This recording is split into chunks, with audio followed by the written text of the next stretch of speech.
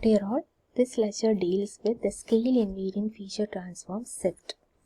It is a feature detection algorithm in computer vision to detect and describe local features in images. Actually, this is used for detecting objects that are independent on the scale variation, then affine transformation variations, etc. So this is actually an object detection algorithm. So in this figure, you can see several objects. These objects are to be detected with by considering its shift, scale, rotation, etc. like transformations, and this particular transform is actually scale invariant, rotation invariant, occlusion invariant, illumination invariant, etc. Okay, so actually for object detection algorithms, these are the challenges, and this Sift algorithm is actually eliminating these challenges for getting a robust detection of the objects that are present in the images. So here what is the strategy that you need to apply is, here you have to find a matching by stable, robust and distinctive local features. That means we are detecting the local features, and by using local features we are representing the images. That means the Sift algorithm is transforming the image data into scale invariant coordinates relative to the local features. Now these are the different steps need to be followed for finding the features. Okay, first one is scale space extreme detection. So scale space extreme detection means here you are going to find the correspondence points. For that, what you have to do is, you have the original image as I of xy and Gaussian operator or Gaussian filter as g of xy sigma. Okay, so g of xy sigma is given by 1 by 2 pi sigma square e raised to minus of x square plus y square by 2 sigma square. After getting the Gaussian filtered image, and you have to perform this Gaussian image filtered image for different values of what? Sigma. So you have to select sigma like sigma, then 2 sigma, 3 sigma, like that. You can generalize it as k sigma. Okay, now you have to find the differential of Gaussian or difference of Gaussian. Difference of Gaussian is, in short, I can write it as DOG. Dog operator means difference of Gaussian operator. So difference of Gaussian operator, what you have to do is, you have to take the difference between the two Laplacian images. So first of all, you are taking the Gaussian of that Gaussian filter, then you are applying into this particular thing, then you are approximating this as a Laplacian filtered image or LOG filtered image, then take the difference between the two LOG images at different scales. Different scales means different values of sigma, and you are getting the difference of Gaussian. So this is actually the dog feature.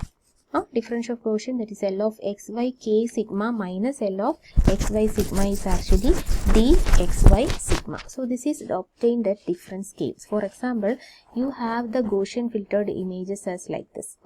So you have images image, let it be the filter 1 with 1 sigma, another sigma value 2, another sigma value, another sigma value, and another sigma value. You will be getting 5 different Gaussian filtered images corresponding to 5 sigma values. Then now you have to take the difference between first Gaussian and the second Gaussian. You are getting the first DOG. Okay, so this is the first DOG. Then with 2 and 3, you will be getting the second DOG. Then with 3 and 4, you will be getting the third DOG. And using 4 and 5, you will be getting the fourth DOG. So you are getting the difference of Gaussian images. Now what is the next step is, you have to find the maxima and minima in a 3 by 3 by 3 neighborhood. So remember, all these tags are like frames of a video. Okay, so you have to find the maxima and minima in a 3 by 3 by 3 neighborhood. Means if you are considering a particular pixel, in that particular plane, in that particular scale, it is having 8 neighbors. Then just above plane it will be having 9 neighbors, and below plane also it will be having 9 neighbors. So total you will be having 9 plus 9 plus 8, that is equal to 26 neighboring pixels. Among these 26 neighboring pixels, you have to find the maxima and minima. So that is the first step. And second step is, you need to find the key point localization. So key point localization means, here in the first step you are getting the maxima and minima. So these are key points, but some other key points are also there, and those points should be detected. So how those points can be detected is that you need to perform difference operator here. So difference operator, how you can perform is, here you have to do like, you have the corresponding DOG image with you, then expand the DOG image using Laplace Taylor series. Okay, so if you are writing the Taylor series expansion of the DOG operator, then you can write the equation as dx is equal to d plus dou by dou x of d transpose into x plus half into x transpose, second derivative of d with respect to x into x. So this is a Taylor series expansion of the DOG operator at different scales. Okay, so this is the Taylor series expansion, equation 1. So this is actually the Taylor series. Now you have to do like, you have to solve for x from this particular Taylor series. That means you have to minimize this equation and you have to take the solution. So if you are taking the solution, you will be getting the solution s cap as minus of inverse of second derivative of d into first derivative of d. Then if you are substituting this x bar back to the original equation, you can find the corresponding DOG as d plus half into first derivative of d with respect to x into x cap. So here you are getting certain other points corresponding to the along with the maximum minima. Those points are also known as the key points. So here you are getting the key points. Then your next step is eliminating the edge points. Eliminating the edge points. How we can eliminate the edge points? Because you are detecting the object. Edges can be detected by using the edge operator. Corner can be detected by using the Harris corner detector. Then lines can be detected by using the half transform. Here you have to find the object. So you can eliminate the edge point. How you can eliminate the edge point is that you have the DOG function. You have to take the second derivative of DOG with respect to x alone, that means dxs, then dxy, d of yx and d of yy, and d of xy is equal to d of yx. That is why here it is written as dxx, dxy, dxy and dyy. So this particular matrix of function is known as a Hessian function. Then you are getting the Hessian function. Now you have to find the eigenvalues of the Hessian matrix, and these eigenvalues are proportional to the principal curvatures of the Hessian matrix. Therefore, these two eigenvalues shouldn't differ too much. These two eigenvalues are representing the principal curvature. Therefore, they are close enough, not differ too much. And here the thing is, suppose you can find the trace of this h and determinant of h, then the ratio that is given by r, that is equal to trace square divided by determinant. Okay, you can find the ratio r as the trace square divided by determinant, and this ratio can be written as r plus 1 the whole square by r. Here the ratio that is depending upon the eigenvalues r, and this particular capital R is minimum when the eigenvalues are equal to each other. That means we will be getting the minimum value when eigenvalues are close to each other. That means if gammas are very close, then r plus 1 the whole square by r will be almost equal, and therefore r will be taking the minimum value. Therefore, higher the absolute difference between the two eigenvalues, which is equivalent to a higher absolute difference between the two principal curvatures of D, the higher will be the value of R. Okay, so this particular equation follows that for some threshold eigenvalue ratio R, if capital R for a candidate key point is larger than r plus 1 the whole square by r, that key point is purely localized and hence can be rejected. Okay, so if r is entirely different, we can reject that particular r. Okay, so that is actually the process of eliminating edge points. So after eliminating edge points, we can conclude at a particular thing. So B is actually the points that are obtained at the first stage.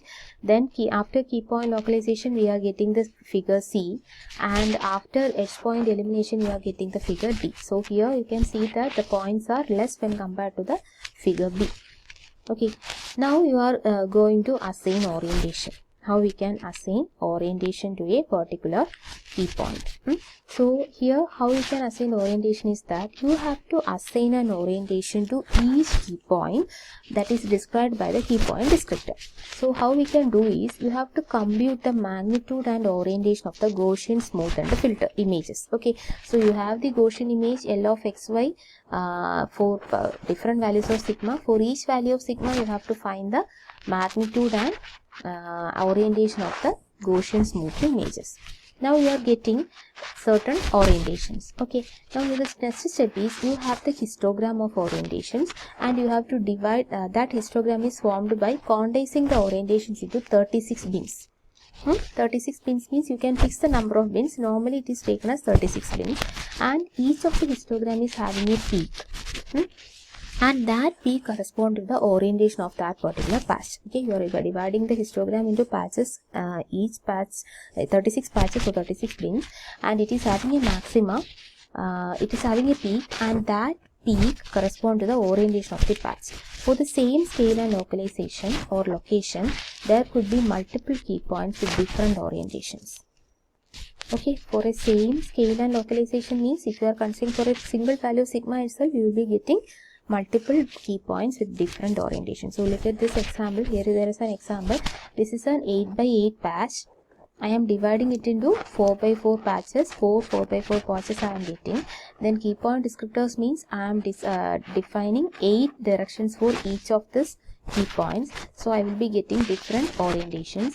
Which one is having the maximum value in this? That will be the orientation of that particular key point. Okay, so in this first figure, this particular direction is having the maximum magnitude. Therefore, this orientation is taken as the orientation of this particular patch. Okay, so that is the case. So, roughly we can calculate like this. If we have a 16 by 16 patches, based on the 16 by 16 patches, if you are dividing this into 4 by 4 subregions, you will be getting a total of how many bins? You have 16 by 16. You have to divide it into 4 by 4 means you will be getting 16 patches, each of size 4 by 4. Okay. Now you have to divide each sub-region. That means each of this 4 by 4 patch into 8 bins. 8 bins means 8 sub-region like this. Each 4 by 4 into 8 bins means 8 orientations are there. Now after assigning that 8 bins to each sub-region, you will be getting a total of 128 dimensions for a 4 by 4 patch. For a single 4 by 4 patch, you will be getting 128 dimensions. That means you will be getting different localization for that particular key point. Those localizations are known as the feature descriptors. Okay, so now we are getting the feature descriptors.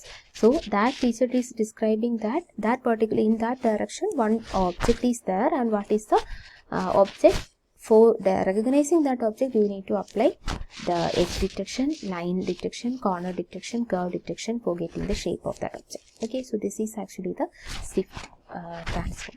So this Sift transform or Sift operator actually features a training phase and testing phase, and these trained images are extracted and stored. That means suppose you are training a particular system with a Sift operator, then these Sift operators are identifying certain objects in the trained images, and if a query is coming, this will be extracting the Sift feature of that particular query, and it is efficiently identifying the nearest neighbor of that particular of the particular object in that particular image, and using the key points, then its geometry is verified and the object is detected or object is recognized. That is the case with Sift transform. Okay, thank you.